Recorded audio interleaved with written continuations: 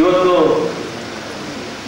ವಾಜಪೇಯಿರವರು failure ಆಗಿದ್ದೇ ಅಲ್ಲಿ ಈ ದೇಶದಲ್ಲಿ ಅಧಿಕಾರವನ್ನು ನಡೆಸಲಿಕ್ಕೆ. ಯಾಕಂದರೆ ಆಕೆಗೆ ಹೆಣ್ಣಿನ ಒಂದು ಮನಸ್ಸು ಗೊತ್ತಿರಲಿಲ್ಲ. ಇವತ್ತು ಎಷ್ಟೋ ಜನ ಸಂಘ ಪರಿವಾರದಲ್ಲಿ ನಾವೆಲ್ಲ ಬ್ಯಾಚುಲರ್ಸ್ ಅಂತ ಹೇಳ್ಕೊಳ್ತಾರೆ. ಆದರೆ ಇನ್ನೊಂದು ಕಡೆ ಹೆಣ್ಣು ನಮ್ಮ ಮಾತೆ, ದೇವರು, ಭಾರತ ಮಾತೆ, ನಮ್ಮ ತಾಯಿ ಅಂತಲೂ ಕೂಡ ಹೇಳ್ಕೊಳ್ತಾರೆ. ಆದರೆ ಯಾವುದೇ ಒಂದು ಕುಟುಂಬ, ಒಂದು ಚಳುವಳಿ, ಒಂದು ಸಮಸ್ಯೆ ನಡೀಬೇಕಾದ್ರೆ ಹೆಣ್ಣು ಗಂಡಿನ ಸಮ್ಮಿಲನ, ಒಂದು ಸಮಾನತೆ, ಎಲ್ಲರೂ ಕೂಡ ಒಟ್ಟಿಗೆ ಹೋಗ್ತಕ್ಕಂಥ ಒಂದು ಮಾರ್ಗ ಏನಿದೆ, ಅದರ ಮೂಲಕನೇ ಎಲ್ಲರನ್ನೂ ಕೂಡ ನಾವು ಒಳ್ಳೆಯದನ್ನು ಕಾಣಬಹುದು ಅನ್ನೋದು ಕೂಡ ನಾವು ಇತಿಹಾಸದಲ್ಲಿ ನಾವು ನೋಡ್ತಾನೆ ಬಂದಿದ್ದೀರಿ. ಈ ಹಿನ್ನೆಲೆಯಲ್ಲಿ ಹೆಣ್ಣು ಎಷ್ಟು ಗಟ್ಟಿ ಅನ್ನೋದಕ್ಕೆ ನಾನು ಒಂದು ಉದಾಹರಣೆಯನ್ನು ಕೊಡ್ತೀನಿ. ನಮ್ಮ ಪಕ್ಕದ ದೇಶ ಬರ್ಮಾ, ಇವತ್ತಿನ ಮ್ಯಾನ್ಮಾರ್, ಅಲ್ಲಿ ಇವತ್ತು ಬೌದ್ಧ ಸನ್ಯಾಸಿಗಳು ಇವತ್ತು ಸಾವಿರಾರು ಜನ ಮಿಲಿಟರಿಯ ಬಂದೂಕುಗಳಿಗೆ ಇವತ್ತು ಎದೆ ಕೊಡ್ತಾ ಇದ್ದಾರೆ. ಆ ಮ್ಯಾನ್ಮಾರ್ನ ಸ್ವಾತಂತ್ರ್ಯಕ್ಕೋಸ್ಕರ ಆಂಗ್ ಸಾನ್ ಸೂ ಕಿ ಅನ್ನೋ ಒಬ್ಬ ಮಹಿಳೆ ಹೋರಾಟ ಮಾಡ್ತಾನೆ ಇವತ್ತು ಜೈಲಲ್ಲಿ ಕೊಳಿತಾ ಇದ್ದಾರೆ. ಅವರ ಮಕ್ಕಳನ್ನು ಕೂಡ ಆಕೆಯನ್ನ ಭೇಟಿ ಮಾಡಲಿಕ್ಕೆ ಕೊಡದೇ ಇರತಕ್ಕಂಥ ಸರ್ವಾಧಿಕಾರಿ ಮಿಲಿಟರಿ ಆಡಳಿತ ಏನಿದೆ, ಇದರ ವಿರುದ್ಧನೂ ಕೂಡ ಒಬ್ಬ ಮಹಿಳೆ ಧೀಮಂತವಾಗಿ ಇವತ್ತು ಸ್ವಾತಂತ್ರ್ಯಕ್ಕೋಸ್ಕರ ಭಾರತದಲ್ಲಿ ಏನು ನೂರಾರು ಜನರ ಹೆಸರುಗಳನ್ನು ಹೇಳ್ತಾರೆ, ಬರ್ಮಾದಲ್ಲಿ ಒಬ್ಬಳೇ ಮಹಿಳೆ ಇವತ್ತು ಸ್ವಾತಂತ್ರ್ಯಕ್ಕೋಸ್ಕರ ಹೋರಾಟ ಮಾಡ್ತಿದ್ದಾಳೆ. ಅದೇ ರೀತಿ ಬಾಂಗ್ಲಾದೇಶದಲ್ಲೂ ಕೂಡ ಶೇಖ್ ಹಸೀನಾ ಕೂಡ ಹೋರಾಟ ಮಾಡ್ತಿದ್ದಾರೆ. ಇಂಥವರ ಮಹಿಳೆಯರ ಒಂದು ಆತ್ಮಚರಿತ್ರೆಗಳನ್ನು, ಅವರ ಹೋರಾಟದ ಬದುಕನ್ನು ನಾವೆಲ್ಲರೂ ಕೂಡ ಓದೋದ್ರ ಮೂಲಕ ತಿಳ್ಕೊಬೇಕಾಗ್ತದೆ. ಚಳವಳಿಯಲ್ಲಿ ಕೆಲಸ ಮಾಡ್ತಕ್ಕಂಥವ್ರಿಗೆ ಬರೀ taluk office, DC office, SP office ಓಡಾಡಿದ್ರೆ ಮಾತ್ರ ಸಂಘಟನೆಕಾರರು, ಚಳವಳಿಕಾರರು ಆಗಲಿಕ್ಕೆ ಸಾಧ್ಯ ಇಲ್ಲ. ಚಳವಳಿಕಾರರಿಗೆ ಒಂದು ವಿಚಾರ, ನೀತಿ, ಸಿದ್ಧಾಂತ ಇವೆಲ್ಲವೂ ಕೂಡ ಕನಿಷ್ಠ ಅಳವಡಿಸ್ಕೊಂಡೇ ಹೋದರೆ ಅವರು ಹೋರಾಟಗಾರರಾಗಲಿಕ್ಕೆ ಸಾಧ್ಯ ಆಗೋದಿಲ್ಲ. ಹಾಗಾಗಿ ಇಂಡಿಯಾದಲ್ಲೇ ಇಲ್ಲಿ ಕೂತಿರ್ತಕ್ಕಂಥ ಹೆಣ್ಮಕ್ಳು ನಾಳೆ ದಿವಸ ನಿಮಗೆ ಅವಕಾಶಗಳು ಸಿಕ್ಕರೆ ನೀವು ಏನು ಬೇಕಾದ್ರೂ ಆಗಲಿಕ್ಕೆ, ಸಾಧನೆ ಮಾಡಲಿಕ್ಕೆ ಸಾಧ್ಯ ಆಗ್ತದೆ. ಆ ಅವಕಾಶಗಳನ್ನು ರೂಢಿಸ್ಕೊಳ್ತಕ್ಕಂಥ, ಅವಕಾಶಗಳನ್ನ ಪಡಿತಕ್ಕಂಥ ಒಂದು ಇದನ್ನು ನಾವು ರೂಪಿಸ್ಕೊಬೇಕು ಮತ್ತು ಅಳವಡಿಸ್ಕೊಬೇಕು. ಇವತ್ತು ಇಂದಿರಾ ಗಾಂಧಿ ಇರ್ಬೋದು, ಕರ್ನಾಟಕದಲ್ಲಿ ಮತ್ತು ಭಾರತ ದೇಶದಲ್ಲಿ ಇವತ್ತು ಮಹಿಳೆಯರು ಹೆಚ್ಚು ರಾಜಕೀಯ ಅಧಿಕಾರಕ್ಕಿರ್ಬೋದು ಮತ್ತು ಸಾಂಸ್ಕೃತಿಕ ಜಗತ್ತಿನಲ್ಲಿರ್ಬೋದು, ಸಾಹಿತ್ಯ ಕ್ಷೇತ್ರದಲ್ಲಿರ್ಬೋದು ಹೆಣ್ಮಕ್ಳಿನ ಸಂಖ್ಯೆ ಕಡಿಮೆ ಇದೆ.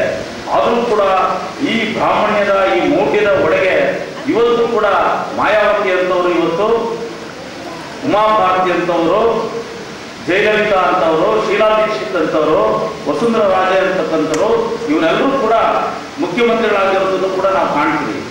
ವಿಶೇಷವಾಗಿ BJPಯಲ್ಲಿ ದಲಿತರಿಗೆ, ದಲಿತ ಹೆಣ್ಣು ಮಕ್ಕಳಿಗೆ ಜಾಗ ಇಲ್ಲ ಅನ್ನೋದಕ್ಕೆ ಉಮಾ ಭಾರತಿನೇ ಬಹಳ ಸ್ಪಷ್ಟ ಉದಾಹರಣೆ. ಉಮಾ ಭಾರತಿ ಒಬ್ಬ ದಲಿತ ಹೆಣ್ಣು ಮಗಳು. ಈಗ ಯಾರು ಗೊತ್ತಿಲ್ಲ, ಉಮಾ ಭಾರತಿ ದಲಿತ ಹೆಣ್ಣು ಮಗಳಲ್ಲ ಅಂತ ತಿಳ್ಕೊಂಡಿದ್ರೆ, ಉಮಾ ಭಾರತಿಯೂ ಕೂಡ ಒಬ್ಬ ಶೆಡ್ಯೂಲ್ ಕಾಸ್ಟ್ ಲೇಡಿ. BJPಯಲ್ಲಿ ಸಂಘ ಪರಿವಾರದಲ್ಲಿ ಅಸ್ಪೃಶ್ಯರಿಗೆ, ದಲಿತರಿಗೆ ಯಾವತ್ತೂ ಕೂಡ ಜಾಗ ಇಲ್ಲ. ಅವ್ರು ಯಾವತ್ತಿದ್ರೂ ಕೂಡ ಈ ಸುಭಾಷ್ ಬಳ್ಳಿ ಅಂತವ್ರನ್ನ, ಇವ್ರನ್ನ ಈಗ ಯೂಸ್ ಮಾಡ್ಕೊಳ್ತಾ ಇದ್ದಾರಲ್ಲ, ಇನ್ನೆರಡು ದಿನಕ್ಕೆ ಥ್ರೋ ಮಾಡಿಬಿಡ್ತಾರೆ. ಹಾಗಾಗಿ ದಲಿತರು ಇದನ್ನು ಅರ್ಥ ಮಾಡ್ಕೋಬೇಕು. BJP ಅಧಿಕಾರದಲ್ಲಿದೆ, ನಾಳೆ ಅಲ್ಲೇನೋ MLC ಸಿಗುತ್ತೆ, ನಿಗಮ ಮಂಡಳಿ ಸಿಗುತ್ತೆ, ದುಡ್ಡು ಹೊಡಿಲಿಕ್ಕೆ, ಕಾಸು ಹೊಡಿಲಿಕ್ಕೆ ಅಲ್ಲೆಲ್ಲ ಆಯಾಕಟ್ಟಿನ ಜಾಗ ಕೊಡ್ತಾರಂತ ಈ ಸುಭಾಷ್ ಬಳ್ಳಿ, ಶಿವರಾಮ್ ಅಂತವರು BJPಗೆ ಇವತ್ತು ಮುಖ ಮಾಡ್ತಾ ದಲಿತರನ್ನ BJP ಸೇರಿಸಲಿಕ್ಕೆ ಬಹಳ ಇದು ಮಾಡ್ತಿದ್ದಾರೆ. ಈ ಕುತಂತ್ರಿಗಳನ್ನು ಕೂಡ, ದಲಿತರ ಒಳಗಡೆ ಇರ್ತಕ್ಕಂಥ ಕುತಂತ್ರಿಗಳನ್ನು ಕೂಡ ನಾವು ವಿರೋಧ ಮಾಡಬೇಕಾಗ್ತದೆ. ಇದು ಇವತ್ತು ನಡೀತಕ್ಕಂಥ ಸತ್ಯ ಅಲ್ಲ. ಅಂಬೇಡ್ಕರ್ ಕಾಲದಲ್ಲೂ ಕೂಡ ಈ ರೀತಿಯಾದಂಥ ಮೀರ್ ಸಾಧಕಗಳು ಈ ನಮ್ಮ ಸಮುದಾಯದಲ್ಲಿದ್ದರು. ಅಂಬೇಡ್ಕರ್ ಅವರ ಕಾಲದಲ್ಲಿ ಅಂಬೇಡ್ಕರ್ ಮತ್ತು ಗಾಂಧಿಗೆ ಅವರಿಬ್ಬರ ಮಧ್ಯೆ ನಡೆದಂಥ ವಾಗ್ವಾದಗಳನ್ನು ನೀವು ನೋಡಬೇಕಾಗ್ತದೆ. ಯಾವತ್ತೂ ಕೂಡ ಅಂಬೇಡ್ಕರ್ ರಾಜಿ ಆದಂಥವರಲ್ಲ ಗಾಂಧಿ ಜೊತೆ. ಗಾಂಧಿ ಸ್ವಾತಂತ್ರ್ಯಕ್ಕೋಸ್ಕರ ಹೋರಾಟ ಮಾಡ್ತಿದ್ರು ಕೂಡ ಅಂಬೇಡ್ಕರ್ ಅವರು ಹೇಳ್ತಿದ್ರು, ಆಯಿತು ನಾವು ಕೂಡ ಸ್ವಾತಂತ್ರ್ಯಕ್ಕೋಸ್ಕರ ಹೋರಾಟ ಮಾಡ್ತೀರಿ, ಈ ದೇಶಕ್ಕೆ ಸ್ವಾತಂತ್ರ್ಯ ಇದ್ದೇನೆ, ಇವತ್ತು ನಾವು ನಾಯಿ ನರಿಗಳಿಗಿಂತ ಕೀಳಾಗಿ ಇವತ್ತು ನಮ್ಮನ್ನು ನೀವು ಕಾಣ್ತಾ ಇದ್ದೀರಿ, ನಿಮ್ಗೇನಾದರೂ ಈ ದೇಶದಲ್ಲಿ ಸ್ವಾತಂತ್ರ್ಯ ಬಂದ್ಬಿಟ್ರೆ ನಮ್ಮ ಪಾಡೇನು, ನಮ್ಮ ಗತಿ ಏನು ಅನ್ನೋದು ಅಂಬೇಡ್ಕರ್ ಅವರ ಒಂದು ಅಚಲ ವಿಚಾರ ಆಗಿದ್ದರಿಂದ ಅಂಬೇಡ್ಕರ್ ಮತ್ತು ಗಾಂಧಿ ಮಧ್ಯೆ ನೂರಾರು ವಾಗ್ವಾದಗಳು ನಡೆದಂಥ ಸಂದರ್ಭದಲ್ಲೂ ಕೂಡ ಅಂಬೇಡ್ಕರ್ ಜೊತೆಯಲ್ಲಿ ಇದ್ದಂಥ MC ರಾಜ ಈ ರೀತಿಯಾದಂಥ ಮೀರ್ ಸಾಧಕಗಳು ರಾತ್ರಿ ಅಂಬೇಡ್ಕರ್ ಜೊತೆ ಸಭೆಯಲ್ಲಿ ಭಾಗವಹಿಸಿ ಏನೇನು ನಡೆದಂತ ಬೆಳಗ್ಗೆ ಹೋಗಿ ಗಾಂಧಿಗೆ ಹೇಳ್ತಕ್ಕಂಥ ಮೀರ್ ಸಾಧಕಗಳು ಅವತ್ತು ಇದ್ರು, ಇವತ್ತು ಇರ್ತಾರೆ, ಮುಂದೆ ಇರ್ತಾರೆ.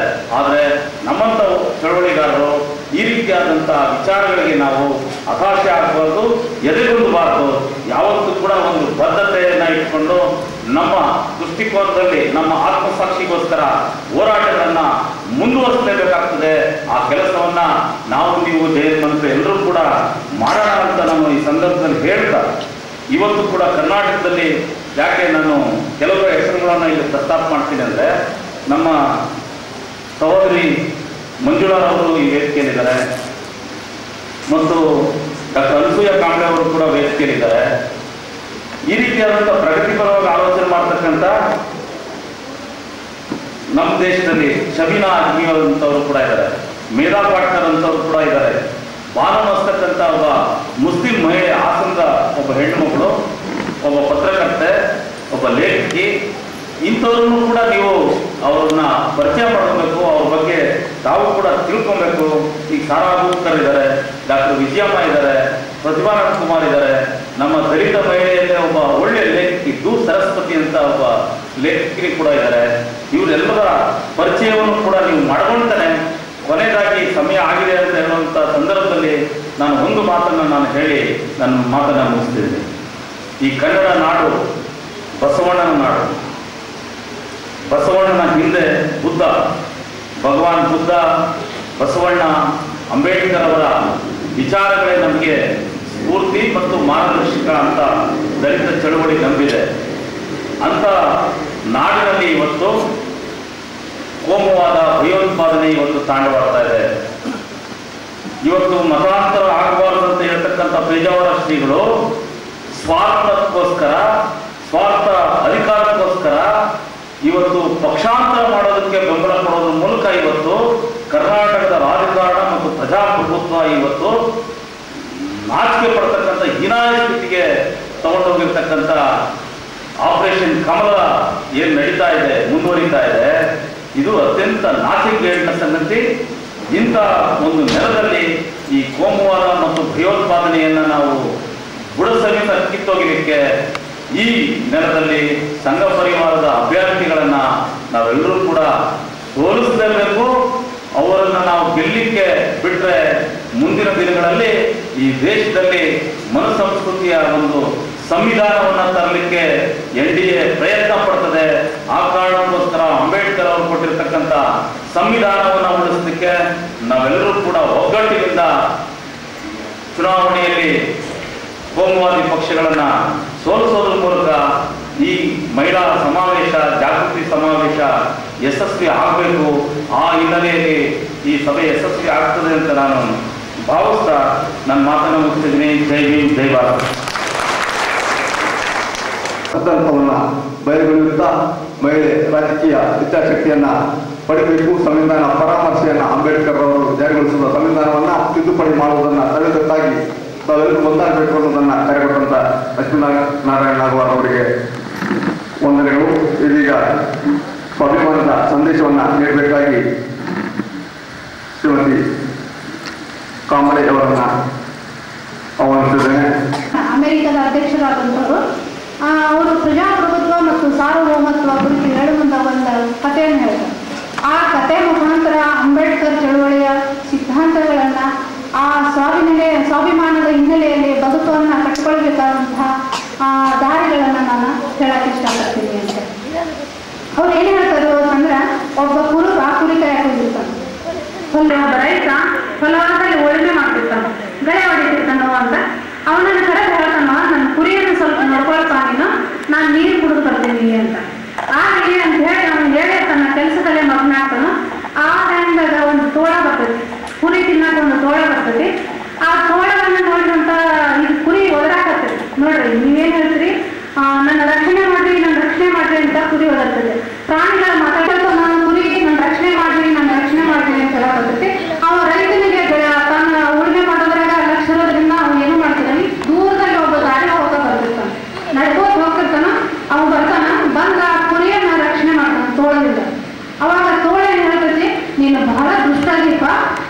ನೀನು ತಿನ್ನೋ ಸ್ವಾತಂತ್ರ್ಯವನ್ನು ಹಾಳು ಮಾಡಿದ್ವಿ.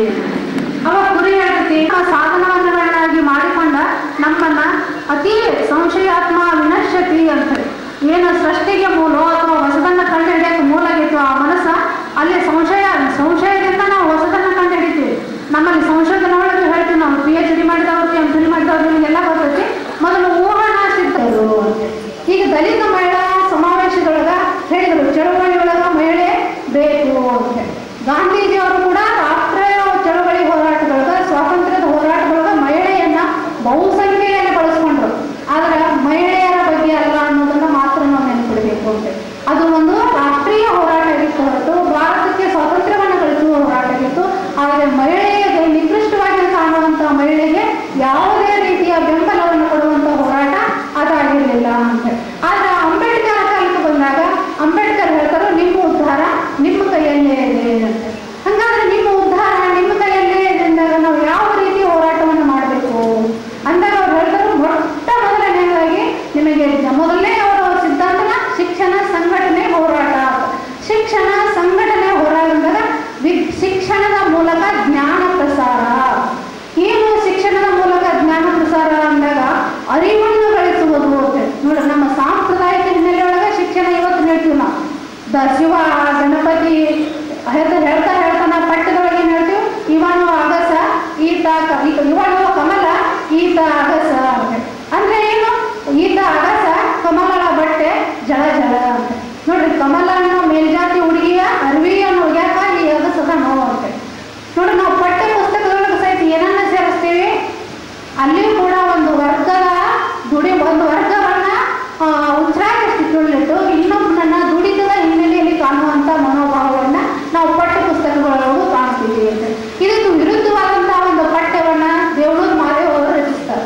ಅದನ್ನ ನಮ್ಮ BV ವೀರಭದ್ರಪ್ಪ ಅವರ ದಾವಣಗೆರೆಯವರು ಬಹಳ ಸೊಗಸಾಗಿ ಹೇಳ್ತಾರೆ. ಹೆಂಗಂದ್ರೆ ನಾವು ವೈಚಾರಿಕ ಹಿನ್ನೆಲೆಯೊಳಗೆ ಯಾವ ರೀತಿ ಶಿಕ್ಷಣವನ್ನು ಪಡೆಯಬೇಕು ಅಂದ್ರೆ ನಮ್ಮ ಅರಿವನ್ನ ಯಾವ ರೀತಿ ಜಾಗೃತಿಯಾಗಿ ಮಾಡ್ಕೊಳ್ಬೇಕು ಅಂತ ಹೇಳ್ಕೊಂಡವ್ರು ಹೇಳ್ತಾರೆ. ಒಂದು ಜಾನ ಉಜ್ವಲ ಅಂತ ಹೇಳಿ ಒಂದು ನಾಟಕವನ್ನು ಬರೀತಾರೆ.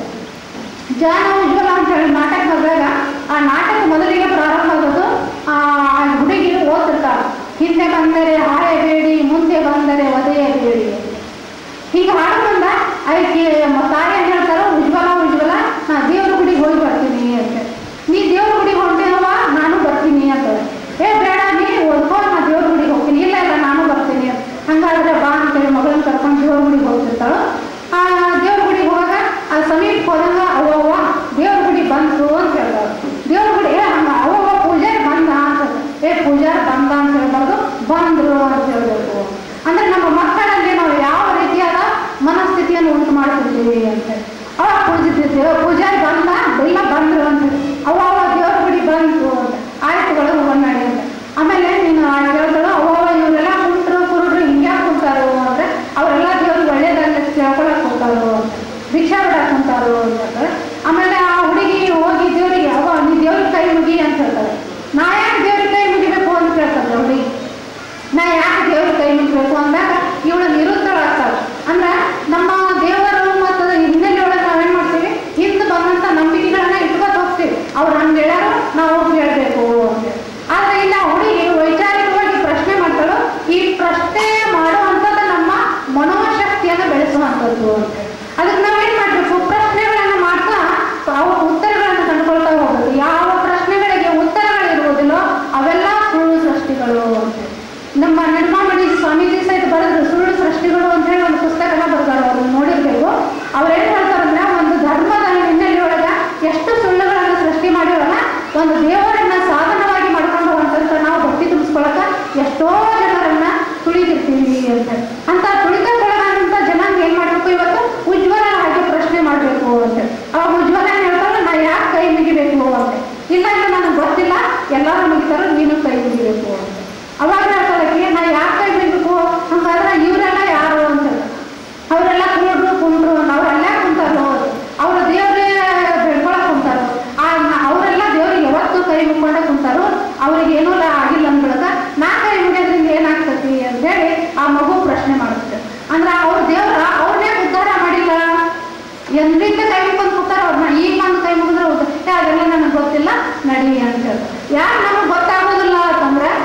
ನಂಬಿರೋದು ಅಂತ ಅದನ್ನ ಯಾರೋ ಹೇಳಿದ ಕಟ್ಟುಕತೆಗಳನ್ನ ಅಂತ.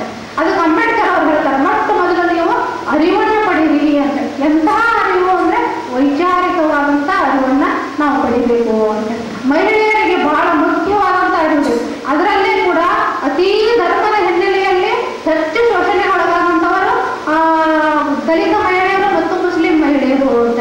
ಯಾಕಂದ್ರೆ ಅವ್ರನ್ನ ಧರ್ಮ ನೀವು ನಾಯಿಗಳಿಗಿಂತಲೂ ಕಡಿಮೆ, ಚಪ್ಪಲಿಗಿಂತಲೂ ಕೆಳಗ ಅಂತ ಹೇಳ್ತಾರೆ.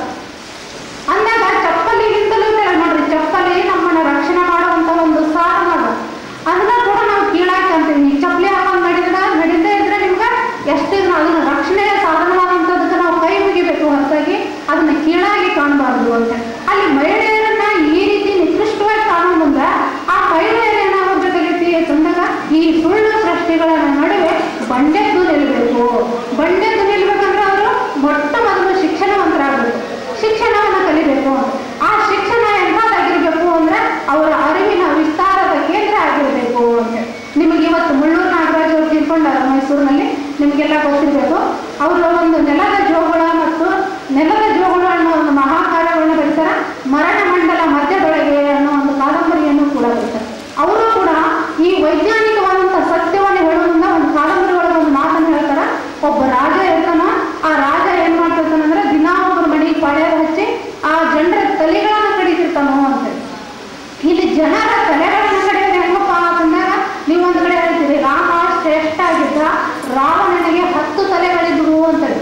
ನೋಡ್ರಿ, ಒಬ್ಬ ಚಿತ್ರ ಕಲಾವಿದ ಏನ್ ಮಾಡ್ತಾನ ಅಂದ್ರೆ 10 ತಲೆ ಇದ್ದು 10 ಮಂದಿಯ ಬುದ್ಧಿಶಕ್ತಿ ಇತ್ತು. ಅವನ ದ್ರಾವಿಡ ದೈತ್ಯ ಅಂತ ಹೇಳ್ತೀವಿ ನಾವು, ಅವನು ಒಬ್ಬ ದಲಿತ, ಅವನಿಗೆ 10 ಮಂದಿ ಬುದ್ಧಿಶಕ್ತಿ ಇತ್ತು ಅಂತ ಹೇಳಿ ತೋರ್ಸಾಕ ಚಿತ್ರಕಾರನಿಗೆ ಬರಾಗಿಲ್ಲ. ಅದಕ್ಕೆ ಅವ್ನು 10 ತಲೆಗಳನ್ನು ತೆಗೆದ. ಇವತ್ತು ನಿಮ್ಗೆ ಅಮೃತ ಜಂಡುಮ ಅಡ್ವರ್ಟೈಸ್ ಬರ್ತದೆ ನೋಡಿರ್ಬೇಕು ನೀವು, 10 ತಲೆಗಳು ನಾವೆಲ್ಲ ಹೋಗ್ತೈತಿ ಅಂತ. ರಾವಣನಿಗೆ 10 ತಲೆ ಇರಲಿಲ್ಲ, 10 ತಲೆಯನ್ನ 10 ಮಂದಿ ವಿಚಾರ ಮಾಡುವಷ್ಟು ಬುದ್ಧಿಶಕ್ತಿ ಇತ್ತು ಅಂತ. ಅಂಥವನನ್ನ ಇಂಥ ರಾಮ ನಾಶ ಮಾಡಿದ ಅಂತ. ನೋಡ್ರಿ, ಯಾವ ರಾಮ ಶ್ರೇಷ್ಠ ಆಗಿದ್ನೋ ಅಂಥ ರಾಮ ಶಂಭೂಕನ ತಲೆಯನ್ನು ಕಡಿತಾನೆ. ನೋಡ್ರಿ, ನೀವು ರಾಮಾಯಣ ಓದೋದ್ರಿಂದ ಒಬ್ಬ ಶಂಭೂಕನ ದಲಿತ ವ್ಯಕ್ತಿ ತಪಸ್ಸು ಮಾಡ್ತಿರ್ತಾನಲ್ಲಿ. ತಪಸ್ಸು ಮಾಡೋದು ಅಂತಂದ್ರೆ ಜ್ಞಾನವನ್ನ ಗಳಿಸುವುದು ಅಂತ. ನಮ್ಮ ಬುದ್ಧ ಕಾಡಿಗೆ ಹೋದ ಅಂತ ಹೇಳ್ತೀವಿ ನಾವು. ಕಾಡಿಗೆ ಹೋಗಿ ಏನ್ ಮಾಡಿದ? ಜ್ಞಾನವನ್ನ ಗಳಿಸಿದ ಅಂತ. ಹಂಗ ಅದ್ರ ಬಗ್ಗೆ ಚಿಂತನೆ ಮಾಡೋದು, ಒಂದು ವಿಷಯವನ್ನು ಕುರಿತು ಚಿಂತನೆ ಮಾಡಿ ಅದಕ್ಕೆ ಉತ್ತರವನ್ನು ಕಂಡುಹಿಡ್ಕೊಂಡು ಬದುಕಿನಲ್ಲಿ ಪೂರಕವಾಗಿ ಬೆಳೆಸ್ಕೊಳ್ಳುವಂತ ಒಂದು ವ್ಯವಹಾರ ಅಂತ. ಅಂಥಲ್ಲಿ ಈ ರಾಮ ಏನ್ ಮಾಡ್ತಾನೋ, ಶಂಭೂಕನ ತಪಸ್ಸು ಮಾಡೋದ್ರಿಂದ ಒಬ್ಬ ಬ್ರಾಹ್ಮಣನ ಮಗ ಸತ್ತ ಅಂತ. ನೋಡ್ರಿ, ಒಬ್ಬ ದಲಿತ ಪ್ರಜ್ಞಾವಂತನಾದಂದ್ರೆ ಒಬ್ಬ ಬ್ರಾಹ್ಮಣನ ಮಗ ಸಾಯ್ತಾನೋ, ಅದಕ್ಕೆ ಅವನನ್ನು ಚಂಡನ ಹಾರಿಸು ಅಂತ ಹೇಳಿದಾಗ ರಾಮ ಹೋಗಿ ಶಂಭೂಕನ ತಲೆ ಕಡಿತಾನೋ ಅಂತ. ಶಂಭೂಕನ ತಲೆ ಕಡಿದ ಅಂತಂದ್ರೆ ಅವನ ಬುದ್ಧಿಶಕ್ತಿಯನ್ನ ನಾಶ ಮಾಡಿದ, ದಲಿತ ಶಕ್ತಿಯನ್ನ ನಾಶ ಮಾಡಿದ ಅಂತ. ಇಲ್ಲಿ ಕೂಡ ಮುಳ್ಳೂರು ನಾಗರಾಜ್ ಅವರು ತಮ್ಮ ಕಾದಂಬರಿಯಲ್ಲಿ ಬರೀತಾರೋ, ಆ ರಾಜ ದಿನ ಒಬ್ಬೊಬ್ರು ತಲೆ ಕಡಿದು ತಿಂತಿರ್ತಾನ, ಅವ್ರ ಮೆದುಳನ್ನ ತಿಂತಿರ್ತಾನೋ ಅಂತ. ಒಂದೊಂದು ದಿವಸ ಏನಾಗ್ತತಿ, ಒಬ್ಬ ವರ್ಣ ಸಂಕರದಿಂದ ಅಂದ್ರೆ ಬೇರೆ ಬೇರೆ ಜಾತಿಯಿಂದ ಮದುವೆಯಾಗಿ ಹುಟ್ಟಿದಂತ ಇಂಟರ್ಕಾಸ್ಟ್ ಮ್ಯಾರೇಜ್ನಲ್ಲಿ ಹುಟ್ಟಿದಂತ ಒಬ್ಬ ವ್ಯಕ್ತಿ ಏನ್ ಮಾಡ್ತಾನೋ, ಅವನ ವಿರುದ್ಧ ಸಮರವನ್ನ ಸಾರಿಸ್ತಾನೋ. ನೀನು ರಾಜನ ಹತ್ರ ಹೋಗಬೇಡ ಅಂದ್ರೆ ರಾಜನ ಹತ್ರ ಹೋಗ್ತಾನೋ, ರಾಜನ ತಲೆಯನ್ನ ಕಡ್ದ ಅವನ ಮೆದುಳನ್ನ ತನ್ನ ಜನರಿಗೆಲ್ಲ ಹಂಚ್ತಾನೋ. ಇಂಥ ಒಂದು ಶ್ರೇಷ್ಠ ಕಲ್ಪನೆಯನ್ನ ಬುದ್ಧಿಮತ್ತಿಗೆ ನಾವು ಜ್ಞಾನವಂತರಾಗುವಂತ ಬೆಳೆಗಳನ್ನು ಬಿತ್ತುವಂತ ಇವತ್ತು ಮುಳ್ಳೂರು ನಾಗರಾಜ್ ಅವರು ನಮ್ಮ ನಡುವೆ ಇಲ್ಲ. ಇವತ್ತು 1 ಗಂಟೆಗೆ ಬಹುಶಃ ಅವರ ಮಣ್ಣು ಮಾಡುವ ಕಾರ್ಯಕ್ರಮ ಇದೆ. ಅಂಥವರಿಗೆ ನಾವು ನಿಜವಾಗ್ಲೂ ಕೊನೆ ಗಳಿಗೆಯಲ್ಲಿ ಶ್ರದ್ಧಾಂಜಲಿಯನ್ನ ಸಲ್ಲಿಸೋಣ. ಅಂತಹ ಮುಳ್ಳೂರು ನಾಗರಾಜರು ಏನ್ ಹೇಳ್ತಾರೋ, ನಮ್ಮ ಬುದ್ಧಿಶಕ್ತಿಯನ್ನ ಬೆಳೆಸ್ಕೊಳ್ಬೇಕಾಗೈತಿ. ಮೆದುಳನ್ನ ತಿನ್ನುತ್ತಾ ಇದ್ದಾರಲ್ಲ ಈ ಜನ, ಯಾವ ಹೆಸರಲ್ಲಿ ತಿಂತಾರೋ ದೇವರು ಮತ್ತು ಸುಳ್ಳು ಸೃಷ್ಟಿಗಳನ್ನು ಭಯವನ್ನು ಬಿತ್ತು. ದೇವರ ಹೆಸರಿನಲ್ಲಿ ನಮಗೆ ಭಯವನ್ನು ಬಿತ್ತಿ ಅವ್ರೇನ್ ಮಾಡ್ತಿರ್ತಾರೋ, ದೇವ್ರು ನಿಮ್ಗೆ ಹಂಗ್ ಮಾಡ್ತಾನೋ, ದೇವ್ರು ಇದ್ರೆ ಹೆಂಗ್ ಮಾಡ್ತಾನೋ. ಅದಕ್ಕೆ ಬುದ್ಧ ಹೇಳ್ತಾನೆ, ಮುಷ್ಟಿಗಾತ್ರದ ಸಾಕ್ಷಿ ಇಲ್ಲದೆ ಏನನ್ನೂ ನಂಬಬೇಡಿ ಅಂತ. ನೀವು ತಲೆ ಕೆಡಿಸ್ಕೊಳಕ್ ಹೋಗ್ಬೇಡ್ರಿ, ದೇವರು ಅದಾನೋ ಇಲ್ಲ ತಲೆ ಕೆಡಿಸ್ಕೊಳಕ್ ಹೋಗ್ಬೇಡಿ, ನಿಮ್ಮ ಕಣ್ಣಿಗೆ ಕಾಣುವುದನ್ನ ಮಾತ್ರ ನೀವು ನಂಬಿ ಅಂತ. ಅಂದಾಗ ನಾವೇನ್ ಮಾಡ್ತಿದ್ದೀವಿ ಇವತ್ತು, ಅವನ್ನೆಲ್ಲ ಬಿಟ್ಟು ಯಾರೋ ದೇವರು, ಇವತ್ತು ನಾವು ಮಾಡರ್ನ್ ಆಗ್ತಾ ಇದ್ದೀವಿ. ನಮ್ಮನ್ನ ಯಾರೋ ಮತ್ತೆ ನೀವು ಬ್ರಾಹ್ಮಣರು ಅನ್ನೋದಿಲ್ಲ, ಏನೋ ಅನ್ನೋದಿಲ್ಲ, ಆದ್ರೂ ನಾವೇನ್ ಮಾಡ್ತೀವಿ, ಅವ್ರ ದೇವರುಗಳಿಗೆ ಕೈ ಮುಗಿತೀವಿ ಅಂತ. ನೋಡ್ರಿ, ಮಾರಮ್ಮ ಅನ್ನೋ ದೇವರು ಹೊಲಿಯರ ದೇವರು ಅಂತೇಳಿ, ಆದ್ರೆ ಇದು ನಿಜವಾಗ್ಲೂ ಹೊಲಿಯರ ದೇವರಲ್ಲ. ಮಾರಮ್ಮ, ಕಾಳಮ್ಮ, ಲಕ್ಷ್ಮಿ, ಪಾರ್ವತಿ ಅನ್ನೋದೆಲ್ಲ ಕೂಡ ಮೇಲೆ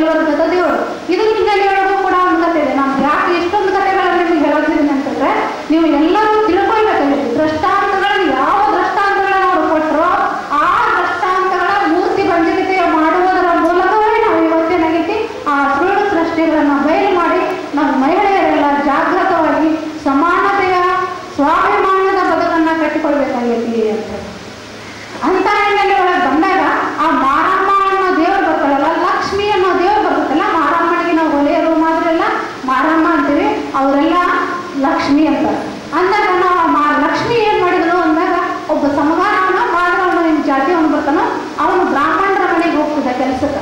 ದಿನ ಅಲ್ಲಿ ಕೆಲಸಕ್ಕೆ ಹೋದಾಗ ಅಲ್ಲೇ ವೇದಗಳನ್ನ ಇವರೆಲ್ಲ ಸ್ವಲ್ಪ ಅವ್ರು ಓದೋದ್ರಿಂದ ಅವನ್ನೆಲ್ಲ ಕಲಿತಾನೋ ಇವನು ಸ್ವಲ್ಪ ಕಲರ್ಫುಲ್ ಆಗಿರೋದ್ರಿಂದ ಬೆಳಗಿರೋದ್ರಿಂದ ಇವನ ಜಾತಿ ಅವ್ರಿಗೆ ಗೊತ್ತಾಗಂಗಿಲ್ಲ. ಇವ್ನು ಸಂಸಾರ ಆಗಿರ್ತಾನ, ಇವನ ಜಾತಿ ಅವ್ರಿಗೆ ಗೊತ್ತಾಗಂಗಿಲ್ಲ. ಆ ಸಂದರ್ಭದಲ್ಲಿ ಅವ್ರು ಏನ್ ಮಾಡ್ತಾರೋ ಅಂತಂದಾಗ ಅವ್ನ ಮಗಳು ಏನ್ ಮಾಡ್ತಾಳೆ, ಇವ್ನು ಲವ್ ಮಾಡ್ತಾಳ, ಅವತ್ತಿಗೆ ಮದುವೆ ಮಾಡಿಕೊಡ್ತಾಳೆ. ಈ ಸಂಸಾರವನ್ನು ಮದುವೆ ಮಾಡಿಕೊಡ್ತಾರೆ. ಇವನು ಜಾತಿ ಗೊತ್ತಿರಂಗಿಲ್ಲ, ಅವ್ರ ಮನೆಯಾಗಿರೋದ್ರಿಂದ ವೇದಗಳನ್ನ ಅವ್ರು ಇವನು ಕಲ್ತಿರ್ತಾನೆ, ಮಂತ್ರಗಳನ್ನ. ಅವಾಗ ಅವ್ರಿಗೊಂದು ಮಗು ಹುಟ್ಟುತ್ತೆ, ಗಂಡು ಮಗು. ಕಾಲಾಂತರದಲ್ಲಿ ಗಂಡು ಮಗು ಹುಟ್ಟಿದಾಗ ಒಂದಿಷ್ಟು ಮಗು ದೊಡ್ಡದಾಗತ್ತೆ. ಒಂದ್ ದಿನ ಅವ್ರ ಅಪ್ಪ ಕೆಲಸ ಮಾಡಕ್ಕೆ ಹೋಗ್ತಿರ್ತಾನಲ್ಲ, ಅಲ್ಲಿ ನಾನು ಹೋಗ್ತೀನಿ ಅಂತ ಹೇಳಿದ್ರು. ಅವರು ಬ್ಯಾಡ ಬೇಡ ಅಂತ ಅಪ್ಪ ಎಷ್ಟು ಹೇಳಿದ್ರು ಮಗು ಕೇಳಂಗಿಲ್ಲ. ಮಕ್ಕಳೆಲ್ಲ ಹಠ ಮಾಡ್ತಿರ್ತಾವೆ, ನಮ್ಗೆಲ್ಲರಿಗೂ ಗೊತ್ತಿರುವಂತ ಸಂಗತಿ. ಆ ಮಗು ಹೋದಾಗ ಆ ಮಗು ಏನ್ ಹೇಳ್ತೈತಿ, ಅಪ್ಪನ ಕಡೆ ಹೋಗ್ತೈತಿ. ಆ ಸಾಯಂಕಾಲ ಬರ್ತೈತಿ. ಸಾಯಂಕಾಲ ಬಂದಾಗ ಅವ್ರ ಮುಂದೆ ಒಂದು ಚಿತ್ರ ಮಾಡಿ ತೋರಿಸ್ತೈತೆ. ಒಂದು ಎಲೆಯನ್ನು ತಗೊಳ್ತೈತಿ, ಒಂದು ಶಿಬಿರನ್ನು ತಗೊಳ್ತೈತಿ. ಅದನ್ನ ಹಿಂಗ ಮುಂದೆ ಉಮ್ಮಣ್ಗತ್ತೆ ಹಿಂಗ ಚುಚ್ಚಿ ಹಿಂದೊಂದು ಇಲ್ಲಿ ಅಟ್ಟಿ ಹಾಕ್ತಾರಲ್ಲ, ಚಪ್ಪಲಿಗೆ ಅಟ್ಟಿ ಹಾಕ್ತಾರಲ್ಲ, ಹಂಗೊಂದು ಚುಚ್ಚಿ ಅದು ಚಪ್ಪಲ್ ಗಟ್ಟಲೆ ಮಾಡಿ ಅವನ ಮುಂದಿರ್ತೈತೆ. ಇದು ಏನು ಅಂತ ಹೇಳಿ ಅವು ಕೇಳ್ತಾವ. ಅವು ಕೇಳಿದಾಗ ಆ ಹುಡುಗಿ ಹೇಳ್ತೈತಿ, ಇದು ಅಪ್ಪ ಮಾಡಕತ್ತಿದ್ದ ಅಲ್ಲಿ. ಅವಾಗ ಇವ್ನ ಜಾತಿ ಗೊತ್ತಾಗ್ತೈತೆ, ತನ್ನ ಗಂಡ ಯಾವ ಜಾತಿ. ಅವಾಗ ತನ್ನ ಜಾತಿಯನ್ನು ಉಳಿಸ್ಕೊಳ್ಳೋ ಸಲುವಾಗಿ ಇಲ್ಲಿ ಕುಡುಗಲು ತಗೊಂಡು ಇವ್ನು ಬೆನ್ನು ಹಾಕ್ತಾಳೆ. ಕುಡುಗಲು ತಗೊಂಡು ಬೆನ್ನು ಹತ್ತಿದಾಗ ಅವನು ಹೋಗಿ ಕ್ವಾಣಿನ ಬಟ್ಟೆ ಹಾಕೋತಾನು, ಕ್ವಾಣನೂ ಕಡಿತಾಳು. ಕೋಳಿ ಬಟ್ಟೆ ಹೋಗಿ ಹಾಕೋತಾನು, ಕೋಳಿನೂ ಕಡಿತಾಳು, ಆ ಮಗನೂ ಕಡಿತಾಳು ಅಂತ. ಅದಕ್ಕೆ ನಮ್ಮಲ್ಲಿ ಏನ್ ಬಂತು, ಅದನ್ನ ಕಡಿದ ರಕ್ತ ಹಣೆಗೆ ಎತ್ಕೋತಾಳು ಅಂತ. ಇವತ್ತು ನಾವು ಕುಂಕುಮವನ್ನು ಹಣೆಗೆ ಹಾಕ್ತೀವಲ್ಲ, ಯಾವ ಮುತ್ತೈದೆಯ ಸಂಕೇತ ಅಂತೇಳಿ ಕುಂಕುಮವನ್ನು ಬಳಸ್ತೀವೋ ಆ ಕುಂಕುಮ ಗಂಡನನ್ನು ತಂದು ಹಣೆಗೆ ರಕ್ತ ಹಚ್ಕೊಂಡ್ರು. ಅನಂತರದ ಈ ಬ್ರಾಹ್ಮಣ ಶಾಲೆಗಳ ಪುರೋಹಿತ ಶಾಲೆಗಳು ನಮಗೆ ಏನ್ ಮಾಡಿದ್ರು, ಇದು ಮುತ್ತೈದೆಯ ಸಂಕೇತ ಅಂತ ಹೇಳಿದ್ರೆ, ಯಾಕಂದ್ರೆ ಜಾತಿಯನ್ನ ರಕ್ಷಣೆ ಮಾಡಕ್ಕಾಗಿ ಅವಳು ಸತ್ತಾಳು ಅಂತ.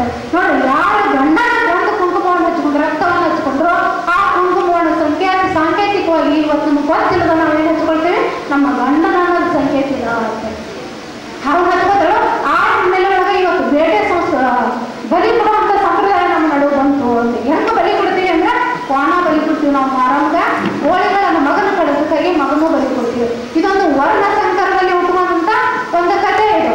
ಈ ವರ್ಣ ಸಂಕರ ಎಷ್ಟರ ಮಟ್ಟಿಗಿತ್ತು ಅಂತಂದಾಗ ಅವಾಗ ತನ್ನ ಗಂಡನನ್ನು ಕೂಡ ರಕ್ಷಣೆ ಮಾಡಲಾರ್ದಂತ ಮಟ್ಟಕ್ಕಿತ್ತು.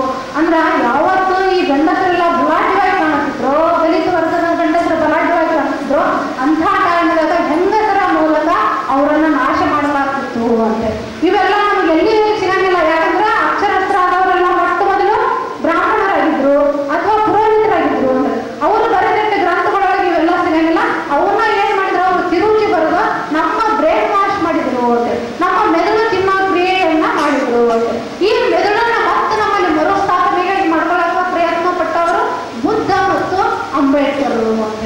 ಅನಂತರದ ನಮ್ಮ ಪೇರಿಯಾರ್ ಬರ್ತಾರ, ನಾರಾಯಣ ಗುರು ಅವರು ಬರ್ತಾರ, ಈ ಅನಂತರ ಚಿಂತಕರ ಸಾಕಷ್ಟು ಜನ ಬರ್ತಾರ. ಅದರ ಮೊಟ್ಟ ಮೊದಲು ಇಂಥ ಹೋರಾಟಗಳನ್ನ, ಇಂಥ ಸುಳ್ಳು ಸೃಷ್ಟಿಗಳನ್ನು ಹೊಡೆಯಲಿಕ್ಕೆ ಪ್ರಯತ್ನ ಮಾಡಿದವರು ನಮ್ಮ ಬುದ್ಧ, ಅನಂತರ ಅಂಬೇಡ್ಕರ್ ಅಂತ. ಇಂಥ ಸುಳ್ಳು ಸೃಷ್ಟಿಗಳನ್ನ ಇಟ್ಕೊಂಡು ಇವತ್ತಿನ ಸಾಹಿತಿಗಳು ಕೂಡ ಬರೆದರು. ಬರಗೂರು ರಾಮಚಂದ್ರ ಕಾದಂಬರಿ ಬರೀತಾರೆ, ಒಂದು ಊರಿನ ಕಥೆ ಹೇಳ್ತಾರೆ. ಅಂತದೇನಂತ ಕವಿತೆಯನ್ನು ಬರೀತಾರೋ, ಮಾದಿಗರ ಹುಡುಗಿ ಅಂತ. ಅಲ್ಲಿ ಏನ್ ಬರೀತಾರೋ ಅಂದಾಗ, ಇವತ್ತಿನ ಸಂದರ್ಭದೊಳಗ ಒಬ್ಬ ದಲಿತ ಮಹಿಳೆ ಎಚ್ಚರ ಆಗ್ಬೇಕಾದ್ರೆ ಯಾವ ರೀತಿ ಆಗ್ಬೇಕು, ಒಬ್ಬ ದಲಿತ ಮಹಿಳೆ ಯಾವ ರೀತಿಯಾಗಿ ಎಚ್ಚರ ಆಗ್ಬೇಕು ಅಂತಂದಾಗ ಅಲ್ಲೊಂದು ಸೀತಮ್ಮನವರ ಧ್ವನಿ ಅಂತ ನೋಡ್ರಿ. ಸೀತಮ್ಮ ಅಂದ್ರೆ ನಮ್ಗೆ ಪವಿತ್ರವಾದಕ್ಕೆ, ಯಾಕಂದ್ರೆ ರಾಮನ ಹೆಂಡತಿ, ಗಾಡಿ ಗಟ್ಟಿದ್ರೂ ಸುಮ್ಮಿದ್ದಾಕಿ ಅಂತಕ್ಕೆ ಪವಿತ್ರ ನೋಡ್ರಿ. ಆ ಪವಿತ್ರ ಸೀತೆ ಏನ್ ಮಾಡ್ತಾರೋ, ಆ ಸೀತಮ್ಮನವ್ರ ಧ್ವನಿ ಅಂದಾಗ ಅದು ರಾಮ ತೆಗೆದಿರ್ತಾನ ಧ್ವನಿ ಅಂತೇಳಿ ಆ ರಾಮ ಬಾಣ ಬಿಟ್ಟ ತಿಂಗಳ ಮಾಸ ಅಂತ ತಿಂಗಳ ರಜೆ ಒಳಗಿದ್ದಾಗ ಆ ರಾಮಗೆ ನೀರು ತಗೊಂಡಂತೆ ಬಾಣ ಬಿಟ್ಟು ನೀರು ತೆಗೆದ ಅದಕ್ಕೆ ಅದು ಪವಿತ್ರ ಆಯ್ತು. ಸೀತೆಯ ಹೆಸರಿನಲ್ಲಿ ಪವಿತ್ರ ಆಯ್ತು, ಸೀತೆ ಅಷ್ಟೇ ಪವಿತ್ರ ಆಯ್ತು. ಅದನ್ನ ಕೆಳವರ್ಗದವ್ರು ಮುಟ್ಟಬಾರ್ದು, ಮೇಲ್ವರ್ಗದವ್ರು ಮಾತ್ರ ಮುಟ್ಟಬೇಕು ಅಂತ. ಅಂತ ಹಿನ್ನೆಲೆದೊಳಗೆ ಒಬ್ಬ ಹಟ್ಟಿಯೊಳಗೆ ರಾಮ ಅನ್ನೋ ಹುಡುಕೋತಾರೆ. ಇವತ್ತು ನಮ್ಮ ಚಳವಳಿಯನ್ನ ಸಾಂಕೇತಿಕವಾಗಿ ಹೇಳುವಂತ ಒಂದು ಕಾದಂಬರಿ. ಆ ಚಳವಳಿಯ ಮೇಲೆ ಬಂದಂತ ಹುಡುಗ ಏನ್ ಮಾಡ್ತಾನ, ಪ್ರಶ್ನೆಗಳನ್ನ ಮಾಡಕತ್ತಾನ. ಏನು ಪ್ರಶ್ನೆ ಮಾಡ್ತಾನಂದ್ರೆ, ಗೌಡ ಹಜಾರದಾಗ ಯಾಕೆ ನ್ಯಾಯ ಪಂಚಾಯತಿ ನಡೀಬೇಕು, ಅದು ನಮ್ಮ ಪ್ರಜಾಪ್ರಭುತ್ವದ ಸಾಕ್ಷಿಯಾಗಿರುವಂತ ಪಂಚಾಯತಿ ಆಫೀಸ್ನೊಳಗೆ ನಡೀಬೇಕು. ಪಾಳೆಗಾರಿಕೆ ವ್ಯವಸ್ಥೆ ಇದೆ, ಜಮೀನುಗಾರಿಕೆ ವ್ಯವಸ್ಥೆ ಗೌಡ ಹಜಾರ ಅನ್ನೋದು ಅಲ್ಲೇ ನಡೀಬೇಕು ನ್ಯಾಯ ಪಂಚಾಯತಿ ಇರ್ಬೇಕು. ಇಲ್ಲಿ ನಮ್ಮ ದಲಿತ ರಾಮಗೂ ಕೂಡ ಸ್ಥಾನ ಇರಬೇಕು. ನೋಡ್ರಿ, ಬರೇ ಜೋಯಿಸರು, ಪಂಚರು, ಜೋಯಿಸರು ಮತ್ತು ಶೆಟ್ರು, ಆಮೇಲೆ ಗೌಡ ಅಷ್ಟೇ ಪಂಚಾಯತಿ ಕಟ್ಟೆಗೆಲ್ಲ. ಪಂಚಾಯತಿ ಕಟ್ಟೆ ಇದು ಪ್ರಜಾಪ್ರಭುತ್ವದ ವ್ಯವಸ್ಥೆ ಇರೋದ. ಪ್ರಜಾಪ್ರಭುತ್ವ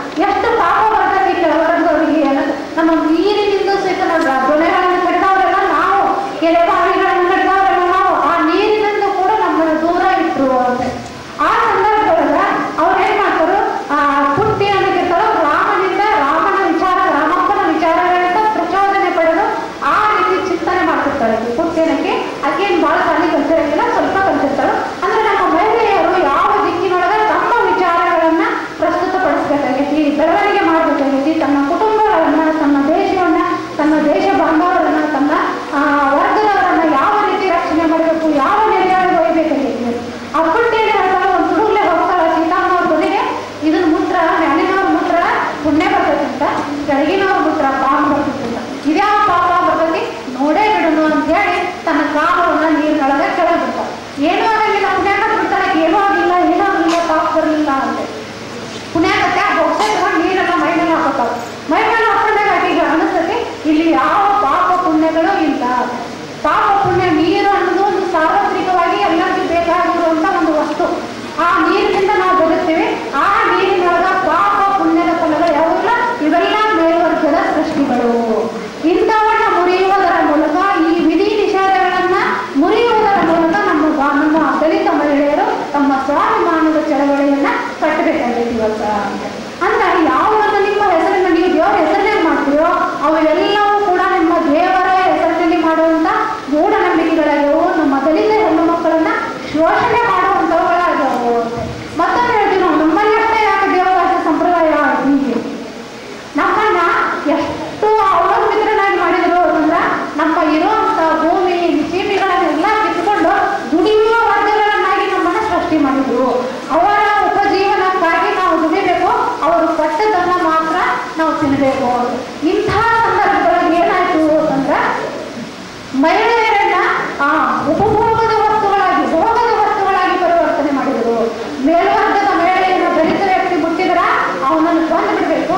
ಅದೇ ಮೇಲ್ಜಾತಿಯ ವ್ಯಕ್ತಿ ದಲಿತ ಹೆಣ್ಣು ಮಕ್ಕಳನ್ನ ಬಲಾತ್ಕಾರ ಮಾಡಿದ್ರೆ ಅವನಿಗೆ ಪಾಪ ಬರುವುದಿಲ್ಲ.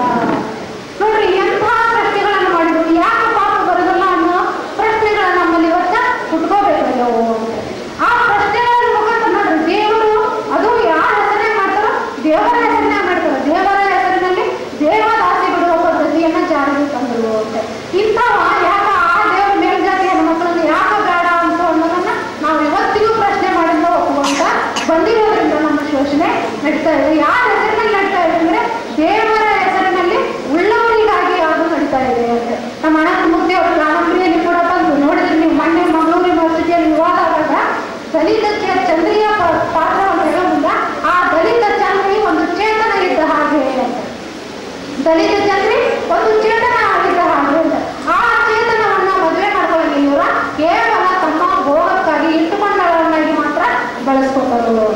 ಇಟ್ಟುಕೊಂಡವರನ್ನಾಗಿ ಮಾತ್ರ ಬಳಸ್ಕೊಳ್ಳೋದು. ಅದನ್ನ ನಮ್ಮ ನೀವು ಹೇಳ್ತೀರಿ ಕಾಗಕ್ಕ ಗುಬ್ಬಪ್ಪನ ಕತೆ ಎಂಥದೈತಿ ಅಂತ. ಕಾಗಕ್ಕ ಗುಬ್ಬಪ್ಪನ ಕತೆ ಇಷ್ಟು ಮೋಸದಿಂದ ಕೊಡೋದಿಲ್ಲ, ಅದು ಎಷ್ಟು ಮೋಸವಾಗಿ ಹೇಳೋದು ಚೆನ್ನಾಗ ನಮ್ಗೆ ಇವತ್ತಿಗೂ ಸಾಧ್ಯವಿಲ್ಲ. ಅದಕ್ಕೆ ನಾವು ಮರ್ತು ಬಿಡ್ತೀವಿ ಇವತ್ತು ಕಾಗಕ್ಕ ಗುಬ್ಬಪ್ಪನ ಕತೆ ಅಂತ.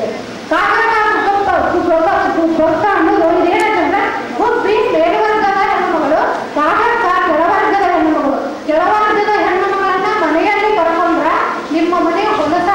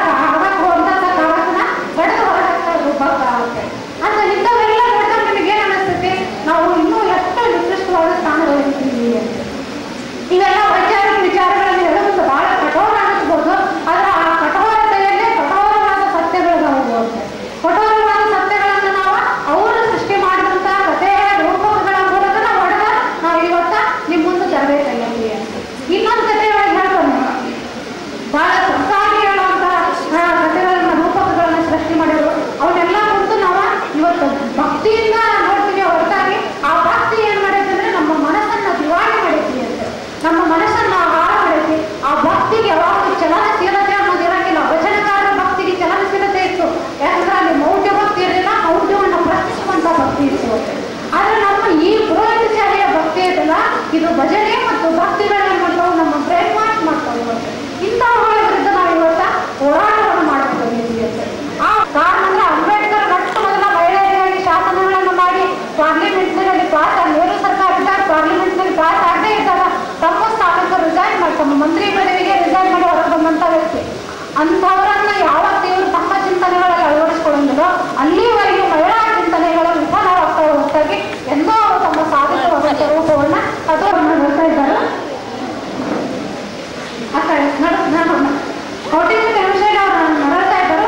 ಅಂಥವ್ರನ್ನ ಹೊರಗೆ ತರಬೇಕಾದ್ರೆ ನಾವೇನ್ ಮಾಡಬೇಕು ಅಂದಾಗ ಅವರಿಗೆ ಕಾನೂನಾತ್ಮಕವಾದ ಬೆಂಬಲಗಳನ್ನು ಕೊಡೋಣ ಅಂತ ಹೇಳಿ ಅಂಬೇಡ್ಕರ್ ಅವರು ಹಿಂದೂ ವಿವಾಹ ಕಾನೂನು 1955 ಜಾರಿಗೆ ತರ್ತಾರ. ಹಿಂದೂ ಉತ್ತರಾಧಿಕಾರದ ಕಾನೂನು 1956 ಅದನ್ನು ಜಾರಿಗೆ ತರ್ತಾರ. ಹಿಂದೂ ಅಪ್ರಾಪ್ತತೆ ಮತ್ತು ಪೋಷಕತ್ವ ಕಾನೂನು 1956 ಅದನ್ನು ಜಾರಿಗೆ ತರ್ತಾರ. ಹಿಂದೂ ದತ್ತಕ ಮತ್ತು ಜೀವನಾಂಶ ಕಾನೂನು ಅಂತ ಹೇಳಿ ಇದನ್ನು ಸಂವಿಧಾನಾತ್ಮಕ ಜಾರಿಗೆ ತರ್ತಾರ. ಅದಕ್ಕೆ ನಮ್ಮ ಸಂವಿಧಾನವೇ ನಮ್ಮ ದೇವರಾಗಬೇಕು ಹೊರತಾಗಿ ಯಾವುದೇ ಸಣ್ಣ ಮನೆಯಲ್ಲಿರುವಂಥ ದೇವರುಗಳಲ್ಲ. ಅದಕ್ಕೆ ನಮ್ಮ ಮಹಿಳೆಯರು ಏನು ಮಾಡಬೇಕಾಗೈತಿ ಅಂದ್ರೆ ನಮ್ಮ ಹಕ್ಕುಗಳಿಗೆ ನಾವು ಹೋರಾಡಬೇಕು. 33% ರಿಸರ್ವೇಷನ್ ಐತಲ್ಲ ಅದು ಕೇವಲ 33 ಆಗಿ ಬರೋದ್ರ ಬದಲಾಗಿ ಅದು ಏನು ಮಾಡಬೇಕು ಅಂತಂದ್ರೆ ಆ ಜಾತಿ ಜನಸಂಖ್ಯಾವರಾಗಿರಬೇಕು. ಅಂದ್ರೆ ರಾಜಕೀಯ ಅಧಿಕಾರವನ್ನು ಕೂಡ ಮಹಿಳೆ ಪಡಿಬೇಕು.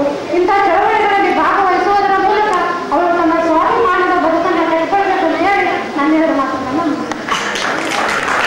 ತಪ್ಪಲಿಗಂತೂ ಕಳೆಯಾಗಿ ಕಾಣುವಂಥ ಈ ಪುರುಷ ಪ್ರಧಾನ ಸಮಾಜದಲ್ಲಿ ಅದನ್ನು ಅಭಿವೃದ್ಧಿ ನಿಲ್ಲಬೇಕಾದ್ರೆ ಯಾವ ರೀತಿ ಸ್ವಾಭಿಮಾನ ಆಗಬೇಕು ಅಂತ ಮಾತುಗಳನ್ನು ಹೇಳಿದ ಡಾಕ್ಟರ್ ಅನಸೂಯ ಕಾಂಬ್ಳೆಯವರು ಸಮತಾ ಸೈನಿಕ ದಳದ ರಾಜ್ಯ ಕಾರ್ಯದರ್ಶಿಯವರು ಕೂಡ ಆಗಿದ್ದಾರೆ. ಅದೇ ರೀತಿ ಅವರು ಸಮಾನತಾ ಮಹಿಳಾ ವೇದಿಕೆಯ ಸಂಚಾಲಕರಾದ ಶಿವಮೊಗ್ಗದ ಮಂಜುಳಾರವರು, ಉಪನ್ಯಾಸಕಿಯಾಗಿ ಕಾರ್ಯನಿರ್ವಹಿಸುತ್ತಿರುವವರು, ಮಹಿಳಾ ಜಾಗೃತಿ ಮತ್ತು ಸಂಘಟನೆಯನ್ನು ಕಟ್ಟಿದವರು. ಅಂಬೇಡ್ಕರ್ ಅವರು ಹೇಳಿರುವಂತ ಒಂದು ಸಂದರ್ಭ, ಅವರ ಜನ್ಮದಿನದ 2 ದಿನಗಳ ಮುಂಚೆ ಈ ಸಮಾವೇಶವನ್ನು ಹಮ್ಮಿಕೊಂಡಿರುವಂತಹ ಒಂದು ಸಂದರ್ಭದಲ್ಲಿ ನನಗೆ ಸಂತೋಷ ಆಗ್ತಿರೋದು ಏನು ಅಂತ ಹೇಳಿದ್ರೆ, ಶೋಷಿತರೆಲ್ಲರೂ ಜಾತಿ ಧರ್ಮವನ್ನು ಮೀರಿ ಒಗ್ಗಟ್ಟಾಗಬೇಕು.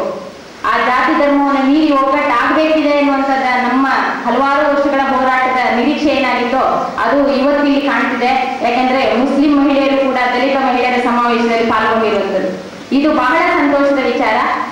ಬೇರೆಯವರ ನೋವುಗಳಿಗೆ ಪರಸ್ಪರ ಸಮಾನ ದುಃಖಿಗಳು ಸ್ಪಂದಿಸಬೇಕು ಅನ್ನುವಂಥದ್ದು ಇಲ್ಲಿ ಸಾಕಾರಗೊಂಡಿದೆ. ಈ 2 ಕಾರಣಕ್ಕಾಗಿ ನಾನು ಈ ಸಂದರ್ಭವನ್ನ ಸಂತೋಷಪೂರ್ವಕವಾಗಿ ನೆನೆಸ್ಕೊಳ್ತಾ ಇದ್ದೀನಿ. ಒಂದು, ರಷ್ಯಾದ ಸ್ತ್ರೀವಾದಿ ಚಿಂತಕಿ ಆಗಸ್ಟ್ ಬೆಬೆಲ್ ಅನ್ನುವರು ಒಂದು ಮಾತನ್ನ ಹೇಳ್ತಾರೆ. ಮಹಿಳೆ ಬಂಧನಕ್ಕೊಳಗಾದ ಪ್ರಪಂಚದ ಮೊದಲ ಮಾನವ ಜೀವಿ. ಪುರುಷ ಗುಲಾಮ ಅಸ್ತಿತ್ವಕ್ಕೆ ಬರುವುದಕ್ಕಿಂತ ಮುಂಚೆಯೇ ಅವಳು ಗುಲಾಮಳಾಗಿ ಬಲಿಯಾಗಿದ್ದಳು ಅಂತ. ಅಂದ್ರೆ ಗುಲಾಮಳಾಗಿ ಬದಲಾಗಿದ್ದರು. ಅಂದ್ರೆ ನಾನು ಈ ಸಂದರ್ಭದಲ್ಲಿ ಏನಕ್ಕೆ ಹೇಳ್ತಿದ್ದೇನೆ ಅಂದ್ರೆ, ಇವತ್ತು ನಾವು ದಲಿತರು ಹಲವಾರು ಶತಮಾನಗಳಿಂದ ಮೇಲ್ಜಾತಿಯ ಈ ಬ್ರಾಹ್ಮಣಶಾಹಿಯ ಪುರೋಹಿತಶಾಹಿಯ ಮೌಲ್ಯಗಳಿಗೆ ಬಲಿಯಾಗಿ ಶೋಷಿತರಾಗ್ತಾನೆ ಬಂದಿದ್ದಾರೆ. ಆದ್ರೆ ಮಹಿಳೆಯರು ಮತ್ತು ದಲಿತರು ಒಂದೇ ಸ್ಥಾನದಲ್ಲಿದ್ದಾರೆ. ಕೆಲವೊಂದು ವ್ಯತ್ಯಾಸಗಳನ್ನ ಬಿಟ್ಟರೆ ಮಹಿಳೆಯರು ಮತ್ತು ದಲಿತರ ನೋವುಗಳು ಸಮಾನವಾಗಿದೆ. ಹಾಗಾಗಿ ಗುಲಾಮರ ಗುಲಾಮರ ಗುಲಾಮರ ಗುಲಾಮರಾಗಿ ಇವತ್ತು ದಲಿತ ಮಹಿಳೆಯರನ್ನು ನಾವು ನೋಡಬೇಕಾಗಿದೆ. ಇವತ್ತು ಪುರುಷರು ಗುಲಾಮರೇ. ಈ ಪ್ರಜಾಪ್ರಭುತ್ವ ವ್ಯವಸ್ಥೆಯಲ್ಲಿ ಈ ರಾಜ್ಯಗಳ ಒಂದು ಇವತ್ತಿನ ಸರ್ಕಾರ, ಇವತ್ತಿನ ಪುರೋಹಿತಶಾಹಿ ವ್ಯವಸ್ಥೆಯ ಅಡಿಯಲ್ಲಿ ಪುರುಷರು ಗುಲಾಮರೇ ಆಗಿದ್ದಾರೆ. ಆ ಗುಲಾಮರಿಗೆ ಮಹಿಳೆ ಗುಲಾಮರು, ಅದರಲ್ಲಿ ಮೇಲ್ಜಾತಿ ಮಹಿಳೆಗೆ ಮತ್ತೊಂದು ಕೆಳಜಾತಿಯ ಮಹಿಳೆ ಗುಲಾಮರು. ಹಾಗಾಗಿ ಗುಲಾಮರ ಗುಲಾಮರ ಗುಲಾಮರ ಗುಲಾಮರು ಇವತ್ತು ದಲಿತ ಮಹಿಳೆ. ಇವತ್ತು ಯಾವ ರೀತಿಯ ಪರಿಸ್ಥಿತಿಯಲ್ಲಿ ದಲಿತ ಮಹಿಳೆ ಇದ್ದಾಳೆ ಅನ್ನೋದಕ್ಕೆ ನಮ್ಮ ಬೇರೆ ಬೇರೆ ಕಥೆಗಳಲ್ಲಿ ಮತ್ತು ಉದಾಹರಣೆಗಳ ಮೂಲಕ ಅನಸೂಯ ಕಾಂಬ್ಳೆ ಅವರು ವಿವರಿಸಿದ್ರು. ಮುಂದೆ ಮಾತಾಡ್ಲಿಕ್ಕಿರುವಂತಹ ವ್ಯಕ್ತಿಯರು ಕೂಡ ವಿವರಿಸ್ತಾರೆ ಅಂತ ನಂಗೆ ಅನ್ಕೊಂಡಿದ್ದೀನಿ. ಆದ್ರೆ ಈ ಮಹಿಳೆಯರ ಇವತ್ತು ಸಾಧನೆಯನ್ನ ನಾವು ತುಂಬಾ ಹೇಳ್ತಾ ಇದೀವಿ. ಹಿಂದಿನ ಸ್ಥಿತಿ ಇಲ್ಲ. ದಲಿತರ ಪರಿಸ್ಥಿತಿ ಇವತ್ತು ಹಿಂದಿನ ಸ್ಥಿತಿಯಲ್ಲಿಲ್ಲ, ಮಹಿಳೆಯರ ಪರಿಸ್ಥಿತಿನೂ ಹಿಂದಿನ ಸ್ಥಿತಿಯಲ್ಲಿಲ್ಲ. ದಲಿತರು ಮೀಸಲಾತಿ ಬೇರೆ ಬೇರೆ ಸೌಲಭ್ಯಗಳನ್ನ ಪಡ್ಕೊಂಡು ಮುಂದೆ ಬಂದಿದ್ದಾರೆ. ಮಹಿಳೆಯರು ಕೂಡ ಬೇರೆ ಬೇರೆ ಸೌಲಭ್ಯಗಳನ್ನ ಪಡ್ಕೊಂಡು ಮುಂದೆ ಬಂದಿದ್ದಾರೆ. ಇವತ್ತು ಎಲ್ಲಿ DC ಆಗಿದ್ದಾರೆ, SP ಆಗಿದ್ದಾರೆ, ಆಕಾಶದಲ್ಲಿ ಹಾರಾಟ ನಡೆಸ್ತಾ ಇದ್ದಾರೆ ಮಹಿಳೆಯರು ಅಂತ. ಆದ್ರೆ ಇವತ್ತಿನ ಸಂದರ್ಭದಲ್ಲೂ ವರದಕ್ಷಿಣೆ ಕಿರುಕುಳಗಳಿಗೆ ಬಲಿಯಾಗಿನೋ, ಅತ್ಯಾಚಾರಕ್ಕೆ ಬಲಿಯಾಗಿನೋ, ಇನ್ಯಾವುದೋ ಸುಮ್ಮನೆ ಇದು ಜೀನ್ಸ್ ಪ್ಯಾಂಟ್ ಹಾಕಿದ್ರಿ, ಇಂಗ್ಲಿಷ್ ಮಾತಾಡಿದ್ರಿ ಅಂತ ಹೇಳಿ ಹೊಡೆತ ತಿನ್ನುವಂತ ಪರಿಸ್ಥಿತಿಯಲ್ಲಿ ಇವತ್ತು ಬೆಂಗಳೂರಿನಂತ ಸಿಟಿಯಲ್ಲಿ ಮಹಿಳೆಯರು ಬದುಕ್ತಿದ್ದಾರೆ ಅಂತ ಹೇಳಿದ್ರೆ, ಮಹಿಳೆಯರು ಬಹಳ ಮುಂದೆ ಬಂದಿದ್ದಾರೆ ಅಂತ ಹೇಳೋದಕ್ಕೂ ಈ ಸಂದರ್ಭಗಳಿಗೆ ನೀವು ಊಹಿಸಿ ನೋಡಿ. ಮಂಗಳೂರಿನಲ್ಲಿ ಕೋಮುವಾದಿಗಳ ದಾಳಿಗೆ ಬಲಿಯಾಗಿರುವಂತಹ ಕೋಮುವಾದಿಗಳ ದಾಳಿಗೆ ಏನು ಪಬ್ನಲ್ಲಿ ಮಹಿಳೆಯರು ಬಲಿಯಾದರು, ಅದೇ ಸಂದರ್ಭದಲ್ಲಿ ಬೆಂಗಳೂರಿನಲ್ಲಿ ಜೀನ್ಸ್ ಪ್ಯಾಂಟ್ ಹಾಕಿದ್ದಾರೆ ಮತ್ತು ಇಂಗ್ಲಿಷ್ ಮಾತಾಡಿದ್ದಾರೆ ಅಂತ ಹೇಳಿ ಮಹಿಳೆಯರು ಹೊಡೆತಕ್ಕೊಳಗಾಗಿದ್ದಾರೆ. ಅಂದ್ರೆ ಈ ಸಂದರ್ಭವನ್ನು ನಾವು